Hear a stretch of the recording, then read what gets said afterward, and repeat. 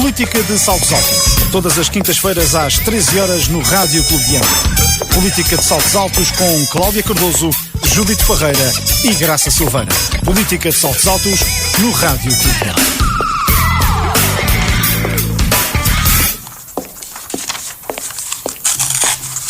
Boa tarde, bem-vindos ao Política de Saltos Altos, em direto no nosso Rádio Clube de Angra.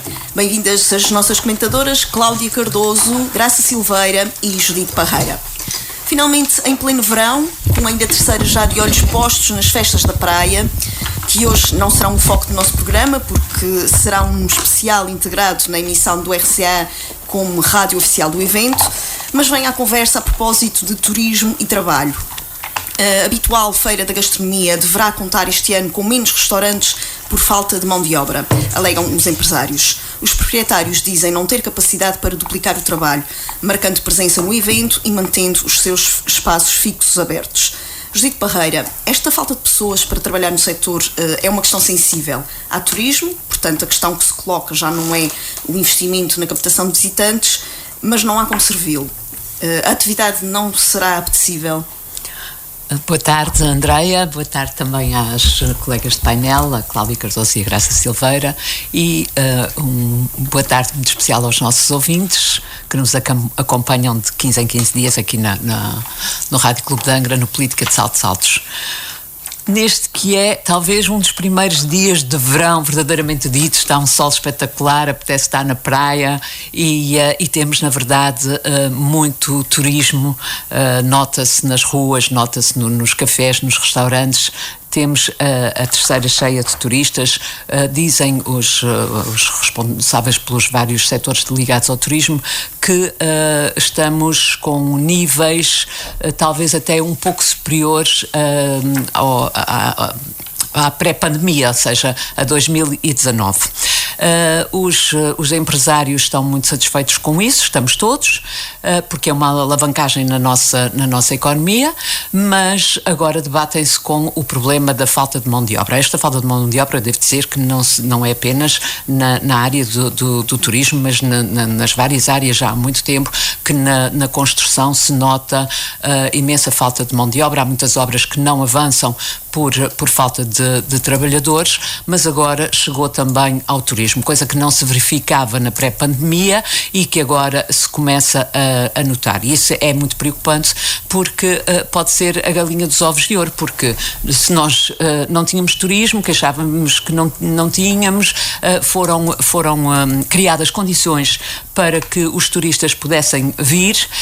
A verdade é que houve outras situações, como por exemplo a guerra na Ucrânia, que fizeram com que os turistas se afastassem um pouco daquela zona e procurassem lugares de maior confiança em termos de segurança, que é o caso dos Açores, e portanto temos turistas, mas podemos não ter forma de os receber condignamente.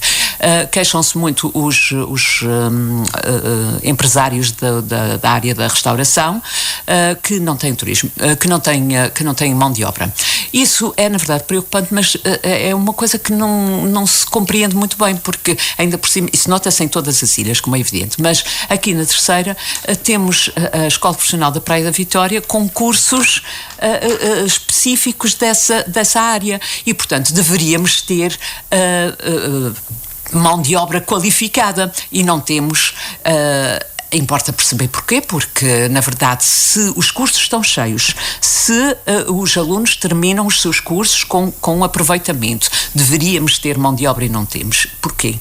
Porque essas pessoas que terminam os cursos depois procuram outras áreas e não vão para a sua área de formação específica. Eu creio que isso tem que ser revisto, porque isso são cursos que são feitos com dinheiros públicos e, portanto, é evidente que não se pode obrigar as pessoas a trabalhar naquilo que elas não querem, mas porquê é que depois de feito um curso elas não vão para as suas áreas específicas de trabalho?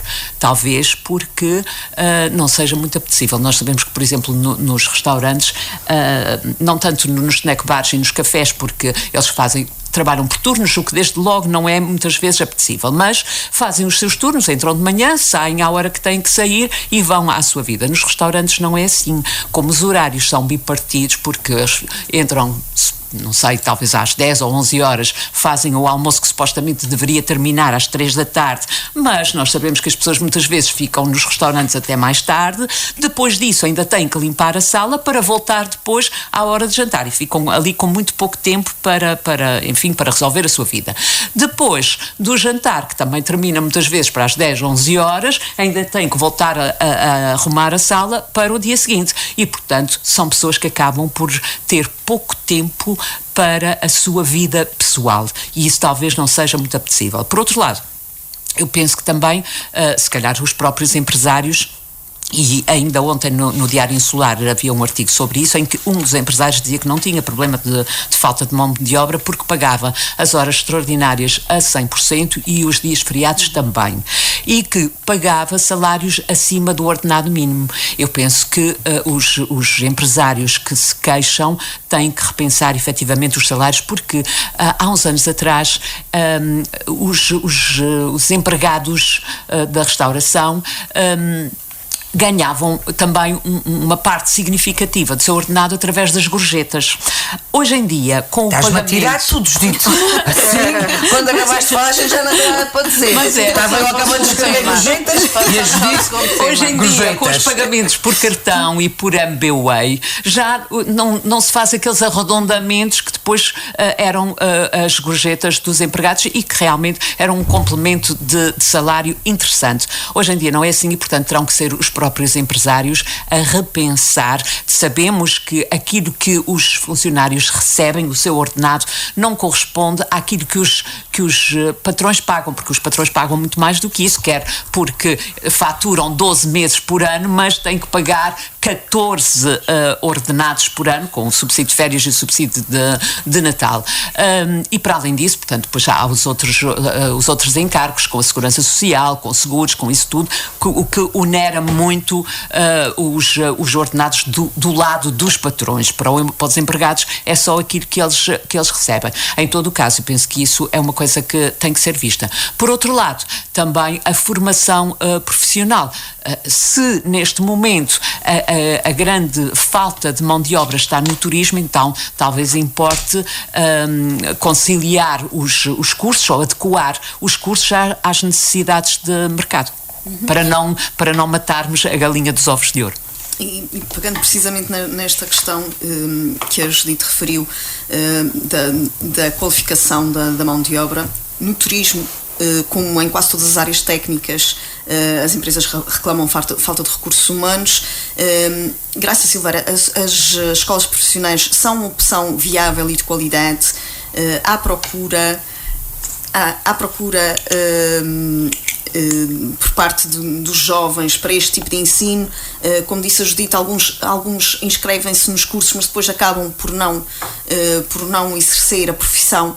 Isto será porque são os cursos que estão disponíveis ou porque eles querem apenas ficar com aquela qualificação que equivale ao 12º ano e depois fazer outra coisa qualquer? Coloco a questão à Graça ou à Cláudia. Sim, Andréia, também primeiro. Essas perguntas já com as respostas incluídas também não é justo para as comentadoras. Bom, boa tarde aos ouvintes do Rádio Clube de Angra. Facilita. A quem nos segue no Política de Saltos. Não sei se hoje estarão-nos a seguir, se estarão a dar um mergulho, e bem, porque, como se diz na minha terra, quando há vento é que se enchem as velas. Cumprimentar a nossa moderadora, a Andréia, e as minhas co-debatentes, a Judite e a Cláudia. Isto é uma discussão que já se vem tendo há algum tempo, e eu acho que um dos problemas dos cursos de formação profissional foram uma forma, por um lado, das escolas profissionais se financiarem, porque a Europa tinha um budget enorme para a qualificação. É verdade. O primeiro estrangeirismo a registrar. Para a qualificação das pessoas que estavam no desemprego. E, portanto, havia este dinheiro que entrava pela via das escolas profissionais para dar formação às pessoas que estavam no desemprego. E o que acontece é que muitas das pessoas, quando fazem escolhas de cursos profissionais, nem sempre são escolhas vocacionais. Ou seja, não é uma pessoa que sempre gostou daquela área e digo isto em relação ao turismo, como digo também em relação às agroindústrias, que estamos sempre a dizer que a nossa agroindústria nos Açores tem que crescer, temos que deixar valor acrescentado, que temos que ter jovens agricultores com formação. Portanto, isto é sectorial a tudo aquilo que são as profissões, digamos assim.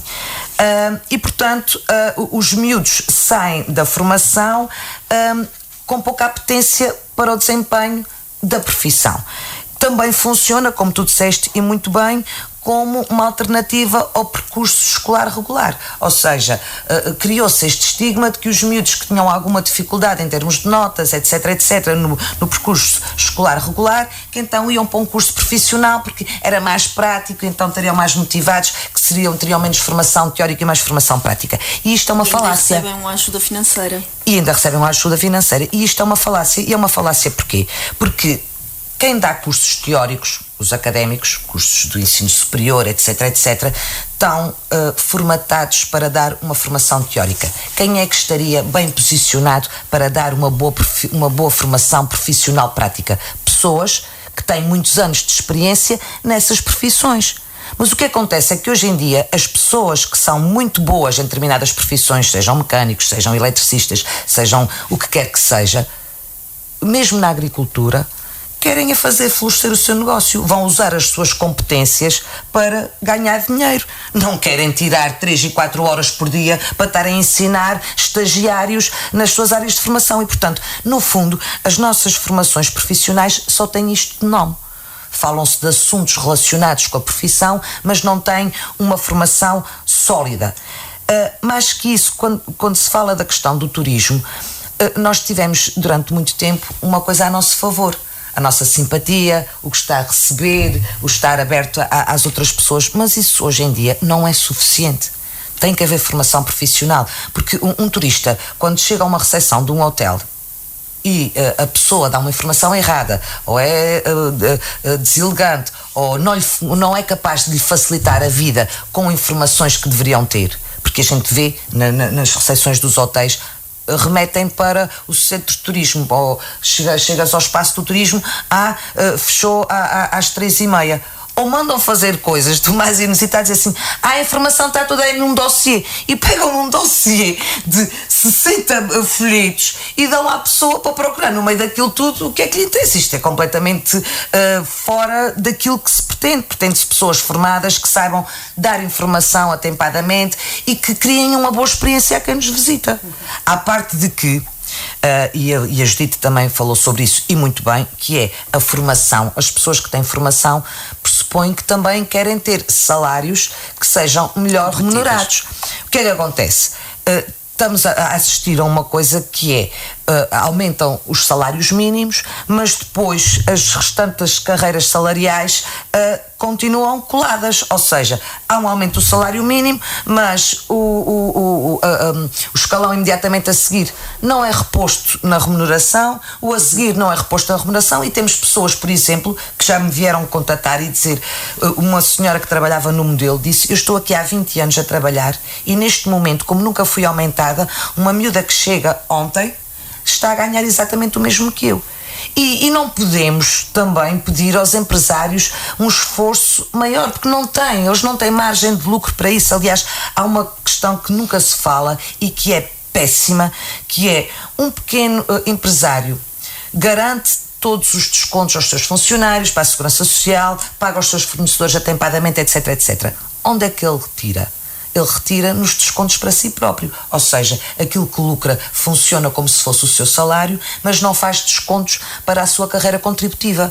Se não tiver um negócio florescente, que quando chegar à idade da reforma a empresa ainda dê lucros suficientes para o poder sustentar até ao fim da sua vida, vai ter uma reforma miserável e está completamente desprotegido. E como nós sabemos, pequenas empresas, quando o dono chega aos 70 anos e deixa de estar no ativo, são empresas que acabam por... São poucas as empresas familiares que os filhos pegam e acabam por desaparecer. E, portanto, tudo isto tem que ser muito pensado, temos que pensar em termos económicos. Sabemos que temos nos Açores uma economia frágil, mas temos que pensar antecipadamente o que é que queremos de futuro futuro para os Açores. Eu estou farta de dizer, e não sei como é que isto se faz, quem nos governa há de saber. Eu prefiro um turismo que, em vez de virem 100 e deixar 10 euros, eu prefiro que venham 10 e que deixem 100 euros. E é neste sentido que temos de trabalhar. Mas as pessoas que estão disponíveis para pagar muito e bem, também querem ser muito bem atendidos. Cláudia, voltando à questão dos estágios que estava aqui a referir a Graça, a questão dos estágios em contexto de trabalho poderá ser uma alternativa. Os programas de estagiário, que aliás foram revistos recentemente, são uma opção ou acabam por ser uma máscara para a situação de empregabilidade e adequação entre a formação e o mercado de trabalho? Bem, boa tarde a todas. Cumprimento a moderadora, a Andreia Fernandes, e também as minhas colegas de painel, a Graça Silveira e a Judite Parreira. E tenho que fazer a denúncia de que fui atropelado, não é? Era a segunda a intervir, mas a Graça, e desta vez a culpa não foi dela, curiosamente. Costuma ser, mas desta vez eu tenho que fazer esta ressalva. Portanto, ser a última a falar neste tema, o tema é interessante, mas deixa, como a Graça disse bem, as outras já disseram muito do que eu tinha para dizer. Mas indo ao tema, nesta parte da formação profissional não estou de acordo com o que disse a Graça, ou seja, eu acho que a formação e os custos de formação profissional foram e são uma alternativa ao ensino regular bem sucedida. E eu até vou dizer pelo meu exemplo como professora. Eu comecei por lecionar. Espera, deixa-me falar agora. Deixa-me falar. Mas não faço interpretar mal. Eu não acho que é mal sucedido. Acha que é profissional, mas não vocacional. Sim, ou seja, não são miúdos que escolhem uma vocação que tiveram na vida. É verdade que há miúdos que escolhem como alternativa porque não têm um bom desempenho no ensino regular, e isso é muito frequente. Há miúdos que têm um mau desempenho, ou suficiente apenas, e quando vão para o ensino profissional, curiosamente disparam em termos de desempenho e de notas. Isso acontece. E eu comecei por trabalhar na Escola Profissional da Praia da Vitória. E, curiosamente, no curso de Hotelaria e Restauração. Foi um discurso em que eu era professora e que percebi, estávamos a falar de 96, portanto, século passado, os primórdios da formação profissional, mas consegui perceber na altura. Vejam bem, a Escola Profissional tinha 2 turmas, um curso. Neste momento já perdi a conta aos cursos e às turmas, e ao número de alunos ainda mais. Mas quer dizer, era uma coisa muito rudimentar, estava a dar os primeiros passos e permitiu formar gente numa área específica com uma componente vocacional e prática. Ou seja, eles eram obrigados a estágios em restaurantes, em hotéis, que depois eram devidamente divididos. Agora, sucedeu o seguinte: eu tenho grandes recordações e a melhor impressão do ensino profissional. Agora, devo dizer também o seguinte: passados uns anos, todos os meus alunos, pouquíssimos, estavam na área para a qual tinham estudado. Porquê? Na altura havia o que ainda há, que é os empresários a quererem praticar o mínimo salário possível, a questão dos turnos, que elas também já falaram, que é uma questão obviamente penalizadora. As pessoas, e está cientificamente provado, quem trabalha por turnos tem outras mazelas e outras questões na vida pessoal. Fins de semana, nas alturas de festa, e, quando portanto, todos estão festejados, ainda para mais estamos a falar de terceirenses, quer dizer, isto já seria oneroso para qualquer pessoa. Com terceirense, enfim, é majorado um índice muito elevado. Não conheces os feialenses. mas isso para dizer, conheço alguns. Não é verdade, não. Durante muitos anos ias aos restaurantes do Feial e vias a desgraça que não era. E bem bom que agora há restaurantes. Quase serviam, na altura quase havia. Quase servem como se estivessem a fazer um favor. Não, quase que nos batiam antes de nos servir, pronto. Mas em São Miguel também, não era uma coisa exclusiva de Faial. Lembro muito bem da restauração dos anos 90. Imagina, quero falar muito dos anos 90, senão depois começo a fazer contas à minha idade. E eu já estou a ficar com uma perfeita idade. Isso se foste lá na visita escolar. Exato, foi, quando eu era criança. Isso. Foi num jamboree. Isso pronto. Mas isso para dizer o quê? No basquete, foste no basquete. Como é que a gente acaba por perceber? Então, esses miúdos que até, e eu falo de alunos que tive, que tinham ganho prémios a nível nacional, de mesa bar, sim. E não sei o quê, cocktails, essas coisas. E depois trabalhavam na base. Mas porquê que trabalhavam na base? Porque eram bem pagos. Porque eram bem pagos. Com certeza. Porque não tinham que fazer turnos e, portanto, as pessoas comparam e fazem as suas escolhas. E eu, de 40 e tal alunos que tive, tinha para aí 5 que trabalhavam na restauração e na hotelaria. E bons! Nem sequer os bons ficavam, porque faziam exatamente contas à vida. Portanto, eu acho que muitas das coisas que elas disseram, obviamente, estão certas. Uma das questões que coloca-se também é assim: esta questão que se está a passar este ano, com mais gravidade, mas já aconteceu antes, isto também é preciso que se diga, mas esta questão que se está a passar este ano também podia e devia ter sido prevista há montante, ou seja, devia-se ter percebido que isto ia acontecer. Então, a pandemia já ninguém fala nela, parece que acabou. Não acabou. Que ainda tive Covid e sei o que é que passei. Mas o que quero dizer é, as pessoas acharam, deviam ter percebido que isto ia acontecer. O turismo disparou e uma das razões foi, de facto, a política de promoção turística, que resultou, mas também a vontade, como uma delas dizia, de vir para os Açores, porque é um lugar seguro, foi considerado o Havaí da Europa, tudo isto contribuiu em revistas internacionais para que a gente estivesse na berra, não é? Agora é preciso criar condições para a gente estar na berra. E é isso que está muito a falhar. Neste momento, o que é que a gente vê? Restaurantes que vão recortar mão de obra a São Miguel, ao continente, porque não há na ilha quem queira fazer essas funções, porque os salários continuam a ser baixos. Os empresários ainda têm essa cultura de tentar pagar o mínimo pelo máximo e acho que isso é algo que tem que se mudar. A gente não pode pôr a culpa. É evidente que a política governativa tem que acautelar essas situações e, aliás, o próprio secretário Duarte Freitas, que na altura não era secretário das Finanças, estava no desempenho da anterior secretaria, disse em novembro, julgo eu, de 21, que se ia acautelar a formação profissional para que no verão de 2022 isto não se cedesse. Mas a verdade é que, apesar de todos os acautelamentos, sucedeu. E estamos a ver... Mas como é que é possível em novembro? Não, em tão pouco os tempo, cursos não já é estavam possível. abertos em funcionamento. Sim, mas o seu secretário... Eu percebo, muito bem. Agora, o seu secretário fez essas declarações. Vocês podem comprovar. Tentar para que no próximo ano isso não se verifique. Isto é a formação muito curto. Os cursos já estão a funcionar. Ele era, na altura, o responsável pela formação profissional, que se ia acautelar isto. E, portanto, não resultou. Pelo menos este ano não resultou. E estamos com sérias dificuldades. E, sobretudo, eu acho que ao nível da formação estamos aqui ainda com um déficit. Enfim, quem viaja pouco, que é o meu caso, mas a Judite viaja abaixo, talvez saiba dizer isto com mais propriedade, é difícil encontrar. O nosso serviço não é bom.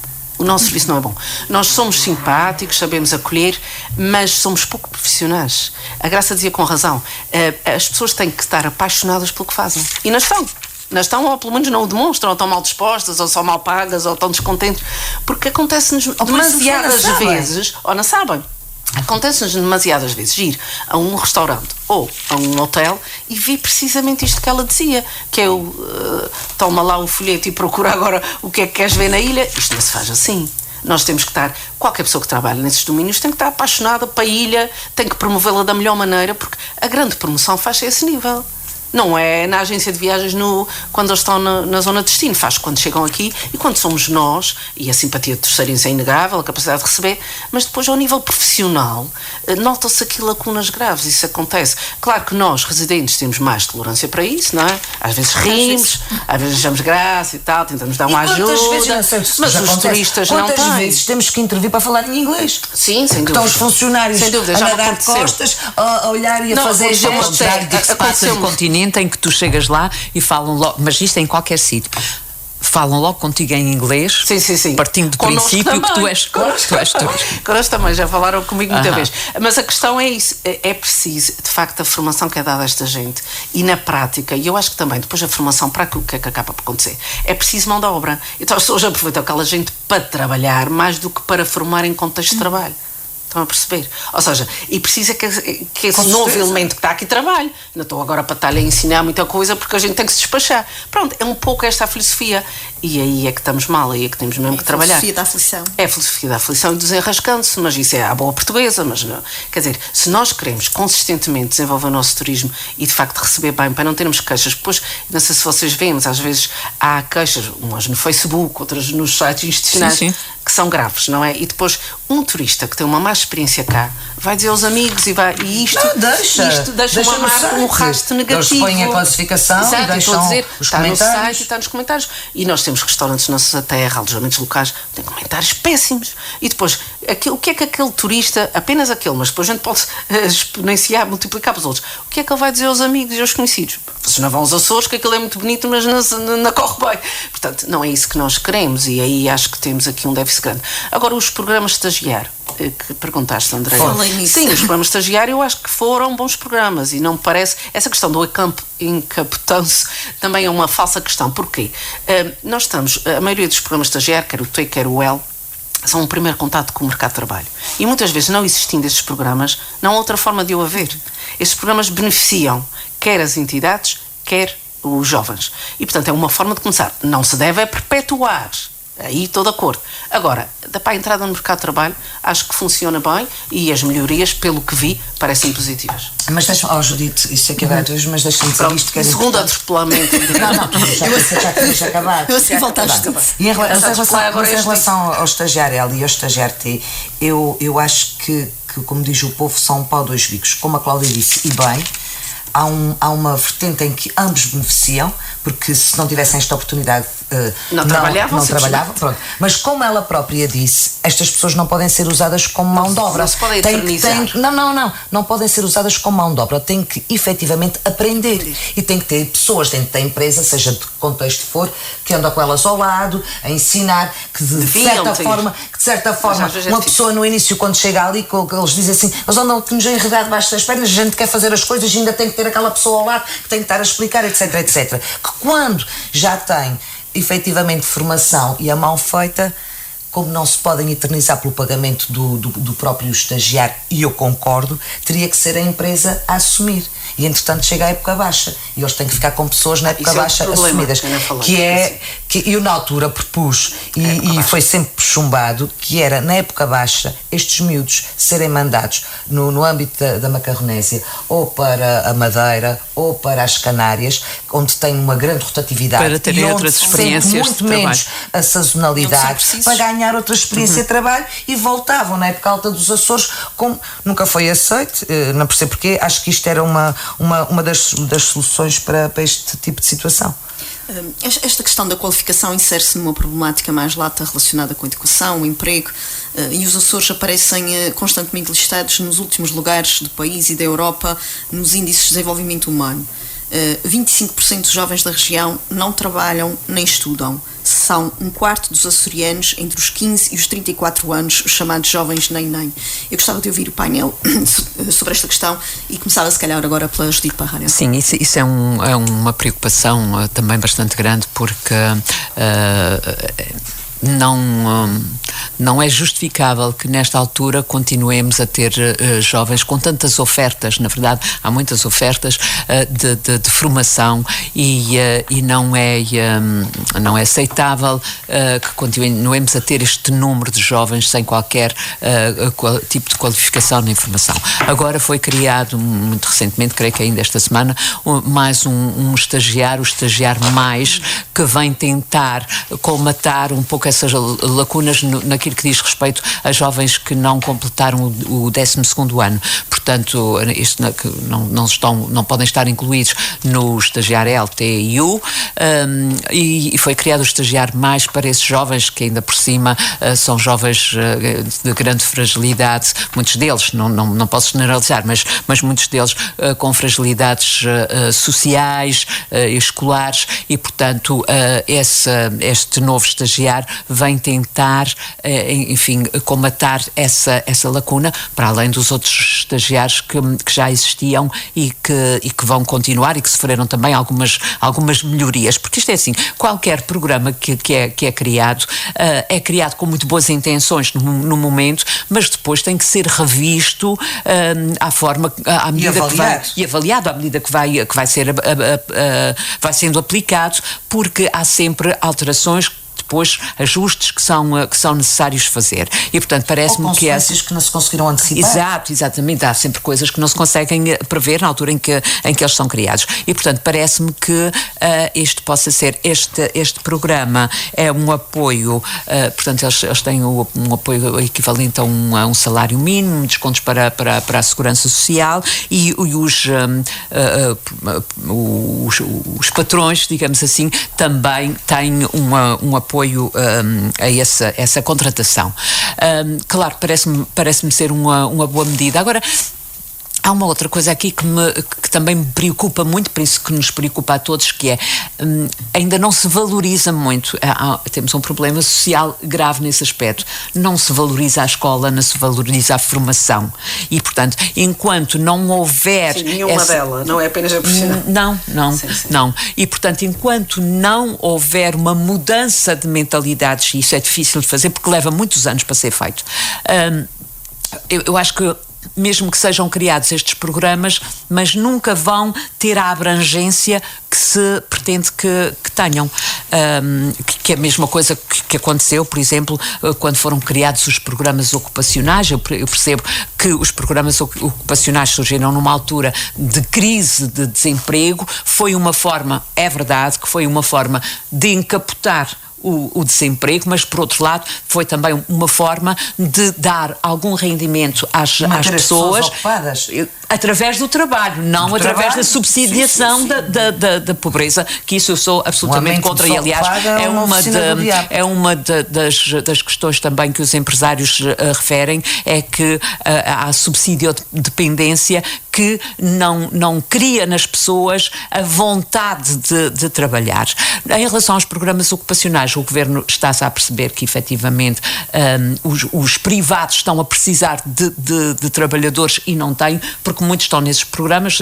Um dos programas que termina agora é o PROSA, que não vai continuar. Há outros programas que, embora continuem, mas com um tempo mais curto, para dar a possibilidade dessas pessoas também depois poderem integrar o mercado de trabalho, sem ser através de programas, mas sim mesmo através de empregos. É evidente que isto cria constrangimentos noutras áreas, nomeadamente nas juntas de freguesia, que absorviam muitos dos trabalhadores desses programas, das escolas, e que na verdade essas pessoas estavam através de um programa a desempenhar funções absolutamente necessárias naquele local de trabalho, mas não era possível eles estarem lá de outra forma. E portanto acho que os governos, apesar de tudo, têm feito, apesar de tudo, e quando eu digo apesar de tudo é apesar de não ter sido o suficiente, mas têm feito esforços no sentido de colmatar estas lacunas. Mas eu volto a repetir, enquanto as pessoas não sentirem a necessidade de formação e não valorizarem a escola e a formação, vamos ter sempre graves problemas. Cláudia Cardoso, como é que acontece? Chegamos a estes níveis, nomeadamente esta questão que já fui ultrapassada. É problemática. Não, agora é que está. Agora está correto. Há um bocadinho foi ao contrário, agora corrigimos. Esta questão de 25% dos jovens açorianos não trabalhar nem estudar, como é que isto acontece? Como é que chegamos a este ponto? Isto é o 1 million question. É mesmo? E a solução também é. Pior.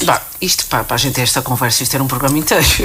Mas, sim, eu vou tentar sintetizar o que é que eu acho que acontece e que ainda acontece hoje. Por isso, por exemplo, pegando na nossa taxa de abandono escolar precoce, não é?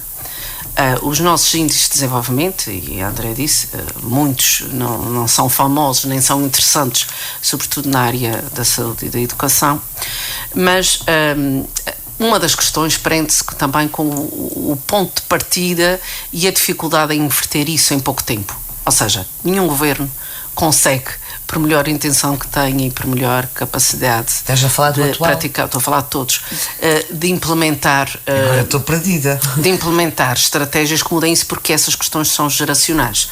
É preciso nós vermos também o ponto de partida que tivemos na região, em termos, se nós compararmos nos primórdios da nossa autonomia para os dias de hoje, vemos que houve uma evolução significativa. O problema é que essa evolução não é suficiente para ombrear nem com os índices nacionais, às vezes nem com áreas mais deficitárias, como é o caso do Alentejo, muito menos com os níveis europeus. E a partir do momento que nós entramos na Europa, obviamente começamos a ser comparados com os alunos europeus, mas essa comparação, o ponto de partida desses alunos é totalmente distinto dos nossos. Ou seja, nós viemos de taxas de analfabetismo significativas para taxas de analfabetismo absolutamente residuais. E esse caminho nós nunca olhamos, ou seja, nunca olhamos apenas para o trajeto que fizemos. De excelência. Obviamente. E esse é outro problema que temos, porque a questão de um certo atraso, de uma dificuldade em, como dizia a Judite bem, tornar significativa a escola, porque o problema não são apenas os alunos. A questão da escolaridade nos Açores também tem a ver com as famílias, e às vezes nem é por desinformação, é por necessidade. A situação da família é tão gritante, isso é o que eu dizia há pouco dos empresários. Agora é preciso desenrascar, não vamos dar formação, a gente precisa com o trabalho. Pronto, isso é o mesmo nas famílias. Se nós estamos, a mãe, vamos supor, é doméstica, o pai tem um trabalho, recebe o ordenado mínimo, que tem 3 filhos. O que é que eles querem fazer com mais premência? Pôr os filhos a trabalhar. Não é? E por vezes antes de terminar a escolaridade obrigatória. Por isso é que nós temos esse problema do abandono escolar antes do 12º. Mas antes nós tínhamos problemas de abandono escolar no 6º e na 4ª classe. E portanto essa é que é a nossa dificuldade. A questão é que nós raramente nos comparamos connosco próprio e comparamos muito com os outros. E aí quando comparamos com os outros é desastroso, não é? E portanto é importante este debate que se tem que fazer sobre o estado da arte e porque é que estamos aqui, mas não podemos retirar a escola e a educação do contexto económico e social em que ela vive. E nós somos uma região com baixos salários, baixo índice elevado índice de pobreza, graves dificuldades de qualificação, porque as pessoas, umas porque não querem, outras porque não têm possibilidade. E, portanto, ainda hoje se verifica muito isso. Ainda outro dia vi o caso de um aluno, enfim, que a família o precisou que ele fosse trabalhar. E, portanto, o miúdo estava no 12º, até tinha um bom desempenho escolar, mas tem que ir trabalhar. E isso não acontece só naquela família, acontece em muitos casos. E, portanto, essa discussão é, como eu digo, isso dá muitos programas para nós estarmos aqui a falar sobre isso. Agora, é também importante ver o caminho que foi feito e que, embora o nosso abandono escolar tenha índices elevados quando comparado com o nacional ou com o europeu, fez um progresso muito importante. Neste momento a taxa de escolarização ao nível do primeiro ciclo é absoluta, ao nível do segundo ciclo também, e começamos a ter alguns problemas, mas muito residuais ao nível do terceiro ciclo, e no secundário ainda temos. Mas, portanto, isso é um debate longo, isso é um estado da nação. A gente faz aqui um prós e um contras sobre isto.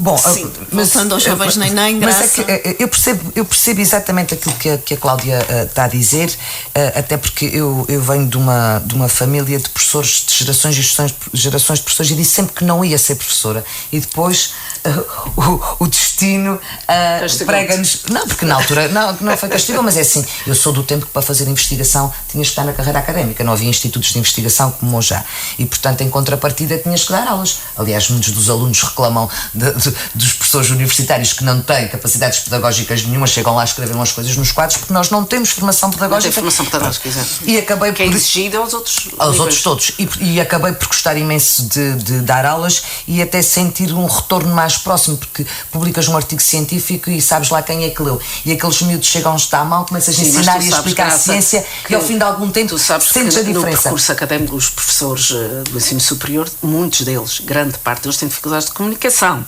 Autistas? Não diria tanto nas classes. Tu é que disseste autista. Não, mas é verdade. Mas todos nós tivemos, todos aqui, pelo menos nesta mesa, pessoas universitárias pode haver disso que tu estás a dizer. É verdade.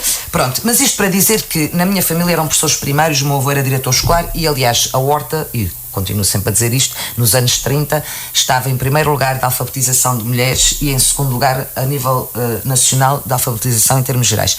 E o meu avô ia à casa das pessoas, quando os miúdos começavam a faltar, buscar para a escola. E isso era aquilo que a Cláudia está a dizer, e bem, os miúdos abandonavam a escola para ir trabalhar.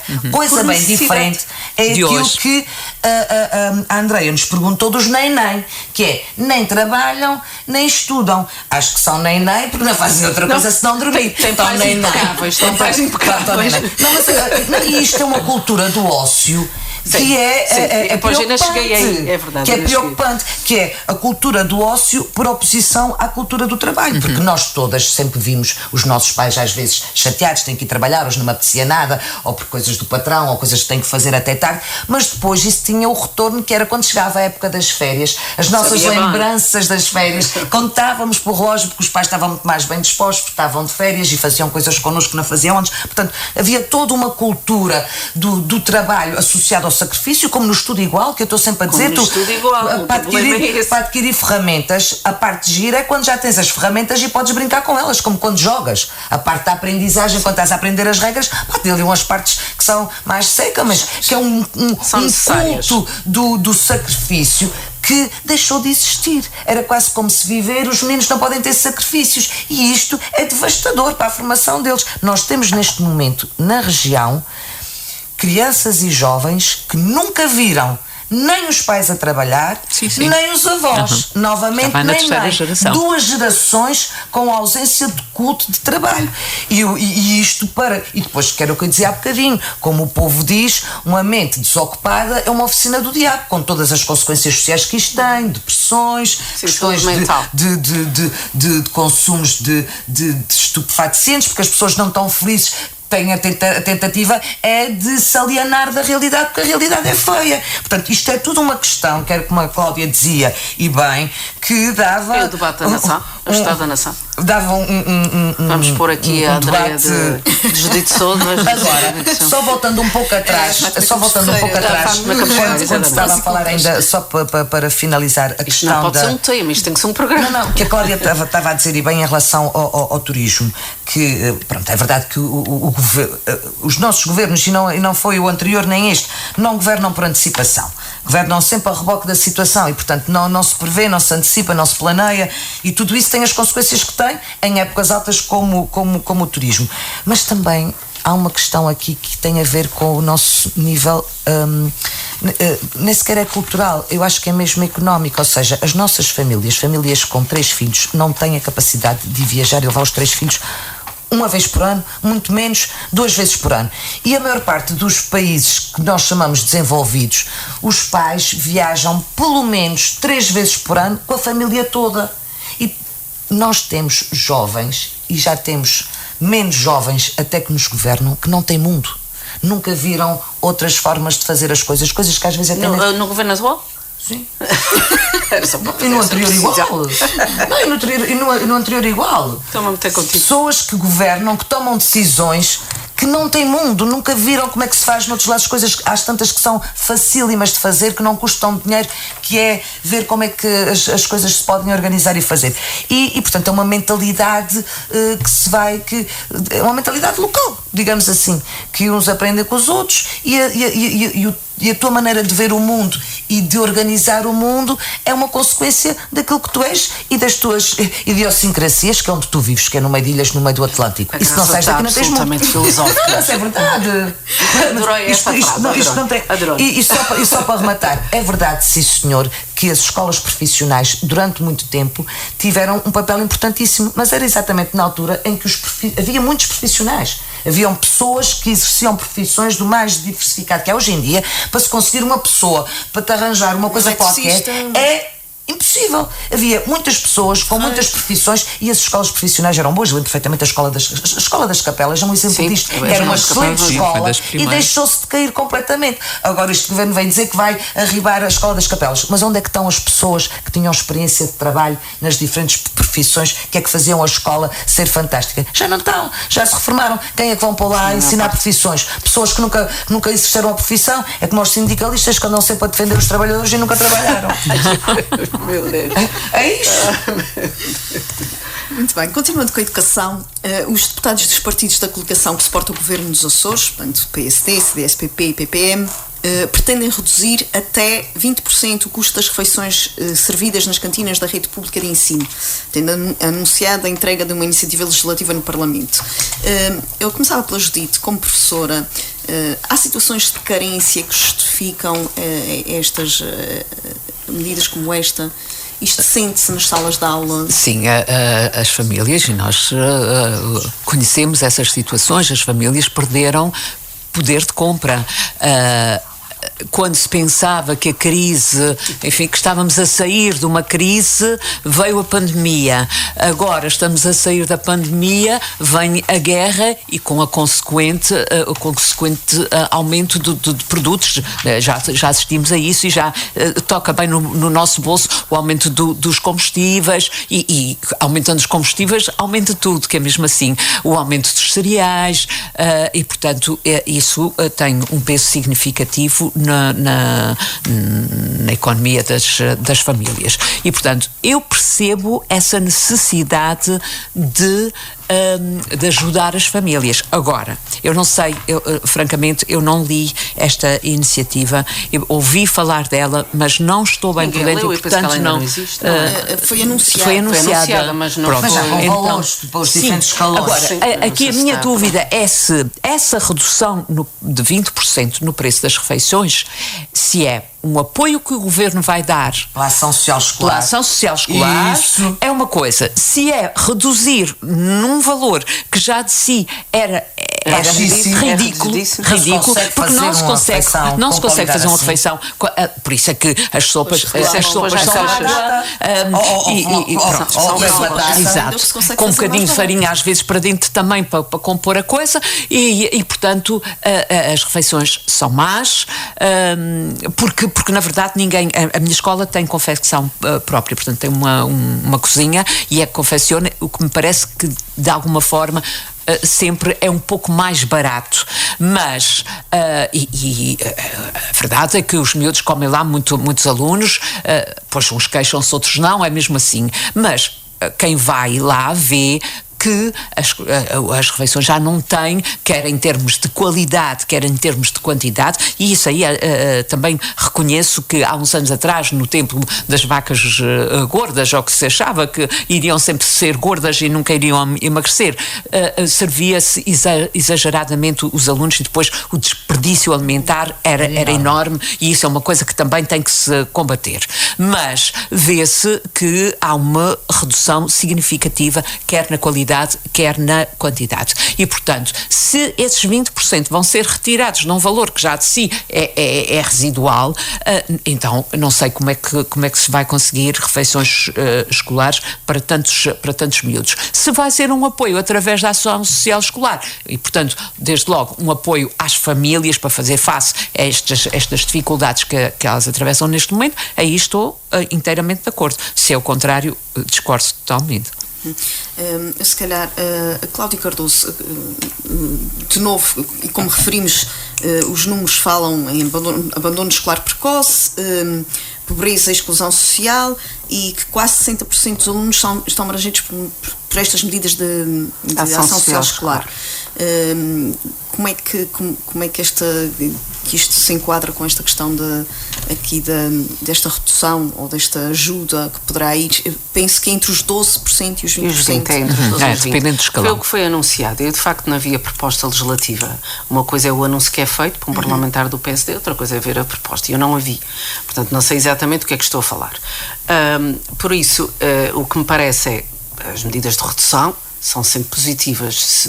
Se o aluno, digamos, os alunos mais carenciados vão ter acesso a refeições mais baratas, à partida é uma medida positiva. Agora é preciso ver de que forma isto vai ser aplicado. Se são apenas os alunos abrangidos para a ação social escolar, porque nas declarações do parlamentar o que se percebe é que ele fala em todos, vai ser uma medida benéfica para todos os alunos, ou se são mesmo todos.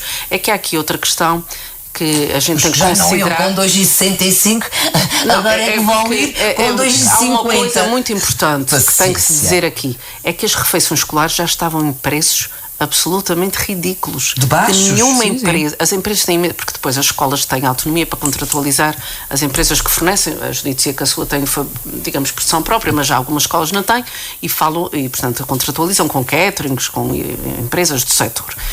E as empresas depois têm muita dificuldade em cumprir com o valor base de uma refeição. E por isso é que surgem situações escandalosas e situações muito diversas. Há escolas onde as refeições são ótimas, os miúdos de facto são variadas, são acompanhados por nutricionistas, etc. E há escolas onde são péssimas. Isso tem a ver também muitas vezes com a empresa que fornece. Mas a questão com o mercado, com a concorrência. O funcionamento do mercado normalmente baixo. Exatamente. Nas E depois, o que é que acaba por acontecer? Não tem capacidade de fornecer uma refeição rica nutricionalmente com aquele tipo de preço. E por isso é que... E há aqui outro problema, mas eu teria que ver a proposta legislativa para fazer juízo de valor. Faço essa ressalva. Mas, na verdade, há aqui uma coisa que é preciso ser dita. Se isto é só para os alunos abrangidos para a ação social escolar, nós temos alunos não abrangidos para a ação social escolar, mas que vivem com graves dificuldades. Os chamados filhos da classe média. E, portanto, estes são sempre os eternos penalizados do sistema. Quem ganha muito bem está a safo porque não tem esse tipo de problemas. Nem vai à cantina. Nem vai à cantina. Quem ganha muito mal Depois tem os apoios todos e mais algum, e aqui o miúdo que já não tem. Exatamente, é a história eterna do fiambre na Santos, não é? Quem fica trincado é sempre o do meio. E, portanto, isto também é algo que deve ser acautelado, porque, e repare-se, fala-se muito aqui em São Miguel, e fala-se muito em São Miguel, porquê? Porque, de facto, a ação social escolar se concentra de uma forma esmagadora na ilha de São Miguel. E os alunos, a escola, aliás, onde essas declarações foram prestadas foi Ponta Garça, que é uma escola... 4 em cada 5 alunos. Claro, porque é uma escola numa área, obviamente, de grandes carências económicas e em que muitos alunos beneficiam da ação social escolar. Agora, teria que ver a proposta para ter uma opinião mais abalizada sobre isso, que não vi. Eu vou terminar com a Graça Silveira, que foi, aliás, quem despoltou esta questão e que nos falou, inclusivamente, de uma questão que se coloca à volta desta, que é onde é que os miúdos comem nas férias. Exatamente. Nomeadamente agora no verão. Bom, aquilo que eu acho em relação a esta proposta é que é perfeitamente desnecessária, ridícula e não se percebe qual é que é o foco. Porque se é ação social escolar, é verdade. Para já, nós enquanto oposição e que estão agora no governo, sempre criticámos que o DLR, que organiza o funcionamento do sistema de ação social escolar, ficou mais ou menos a marinar quando se fez a alteração do DLR todo e que ficou parado desde 2007, que era preciso mexer, que era preciso atualizar, que era preciso redefinir.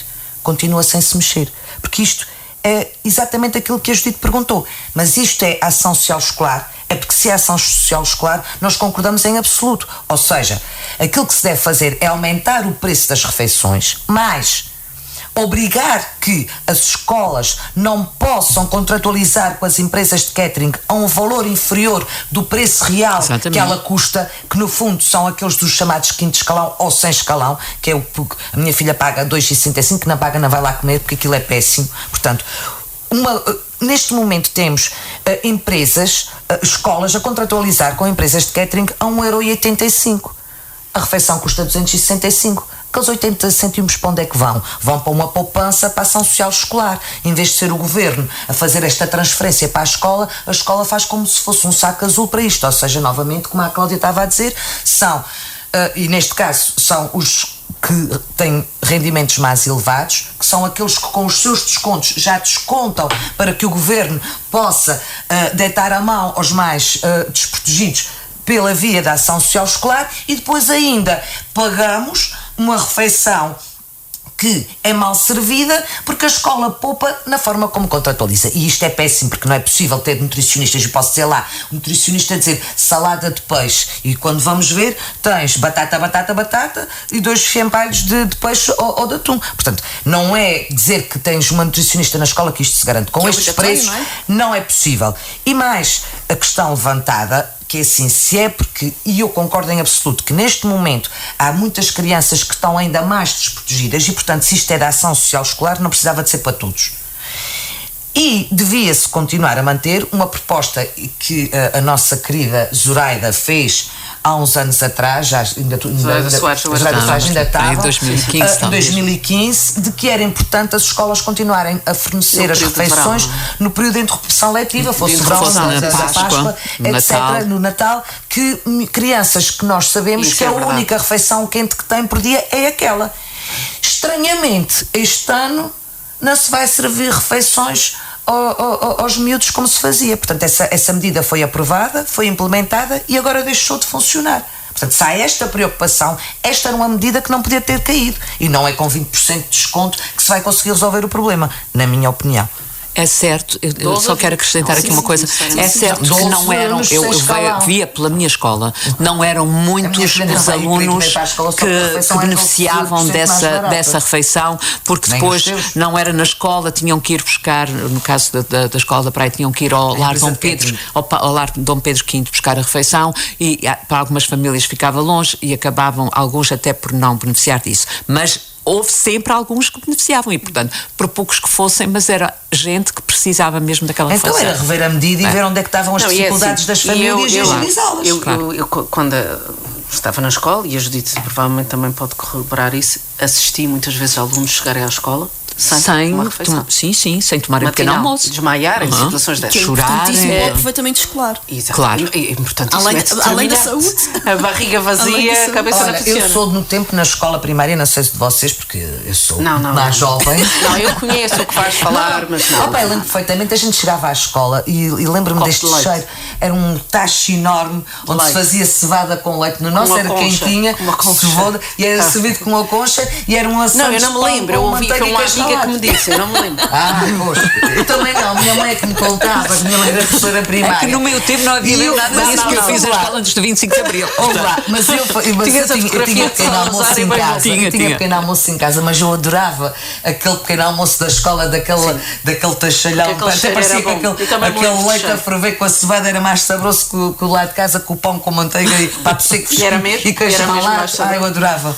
Então E vamos todos encerrar. comiam igual. Então vamos encerrar com esta sensação do cheiro da cevada. Da A graça. Andreia não faz ideia qual é. E a Cláudia, Na não sei escola como é. não. Eu fui Na com uma escola não. amiga. Nunca cheiraste, ela só te contou. Na escola não, mas Falou gosto, de cheiro, falou gosto, de tudo. gosto do mesmo cheiro. E portanto foi o Política de Saltos Altos. No próximo programa estaremos em direto e ao vivo na zona marginal da Praia da Vitória para um especial sobre as festas. Na quinta-feira, 4 de agosto, como habitualmente, às 13. Encontramos-nos por lá.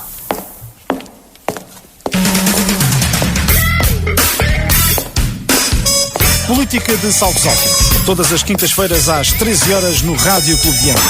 Política de Saltos Altos com Cláudia Cardoso, Judite Parreira e Graça Silveira. Política de Saltos Altos no Rádio Clube de Angra.